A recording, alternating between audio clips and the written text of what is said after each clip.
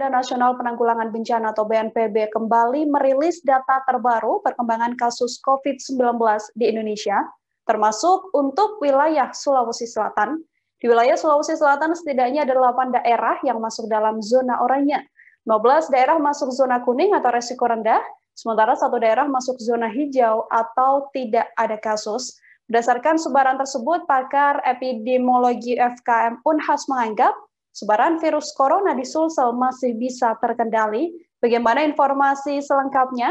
Telah tersambung bersama saya, wartawan Tribun Timur, ada Fadli Ali di sana. Halo Fadli. Sore. Fadli, bisa diinformasikan bagaimana perkembangan angka pasien COVID-19 di Sulsel hingga saat ini? Ya, rekan Nila.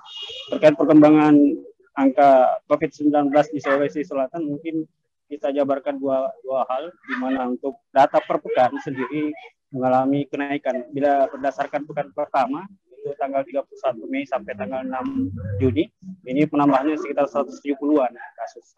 Terus di pekan kedua bertambah dari periode 7 sampai 13 Juni, itu bertambah sekitar 320-an kasus.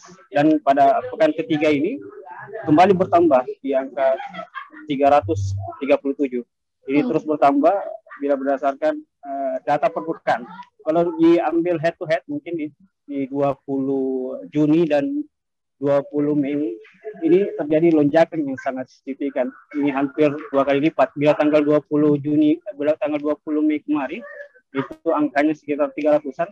Untuk Juni 20 Juni ini mencapai 800-an rekan Nila, sehingga kalau dilihat kenaikannya cukup signifikan di Sulawesi Selatan.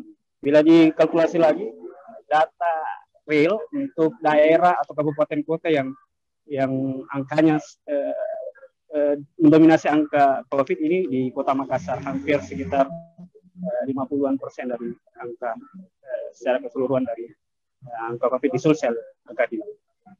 Fadli, terkait peta risiko, ini kan ada informasi tentang zona oranye di Sulsel yang bertambah dari 3 menjadi 8 daerah. Bagaimana informasinya dan daerah mana saja itu? Iya, betul, rekan Nila, bahwa di Sulawesi Selatan 2 pekan lalu untuk zona oranye ini hanya ada 3 daerah, yaitu Kota Makassar, Sinjai, dan Entrekan. Namun pada pekan terakhir ini melihat di laman peta risiko COVID-19, jadi bertambah menjadi 8, dari 3 menjadi 8, jadi ada penambahan 5 daerah.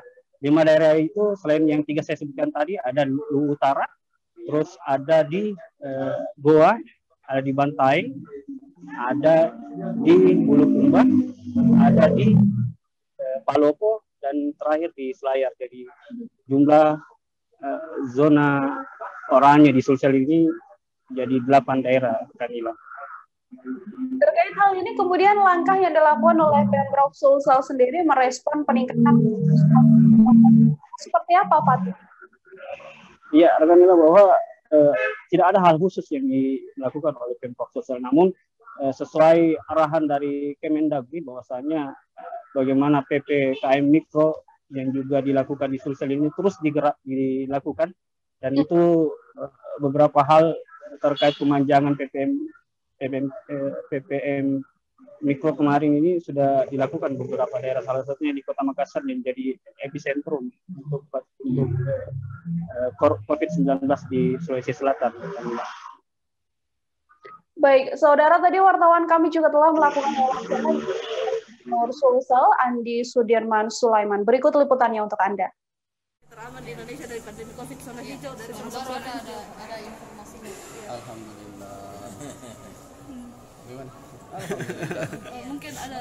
Ini kan WHO usulkan ada PSBB diperketat, Pak. Mungkin. Enggak, Sulawesi Selatan kan tadi dianggap sebagai zona hijau teraman. Alhamdulillah. Tapi maksudnya agar tidak intinya begini, kita ini intinya antara takut sekali dengan jangan juga terlalu takut. Kita ini harus tetap berbarengan. Kenapa? Karena berimpitan antara kesehatan dan pemulihan ekonomi. Artinya harus tengah-tengah lah. Kita tetap memperketat persoalan protokol kesehatan, tapi kita juga di sisi lain tetap harus bergerak ekonomi. Kenapa? Karena harus jalan dua-duanya. Dua-duanya menyangkut masalah hidup hayat orang banyak. Kesehatan masalah, bisa hidup masalah. Ekonomi masalah, masalah juga hidup kita. Jadi dua-duanya harus berjalan karena kita masih mau hidup dalam keadaan sehat. Nah, Sulawesi Selatan kita tentu sudah memperpanjang juga PPKM Mikro.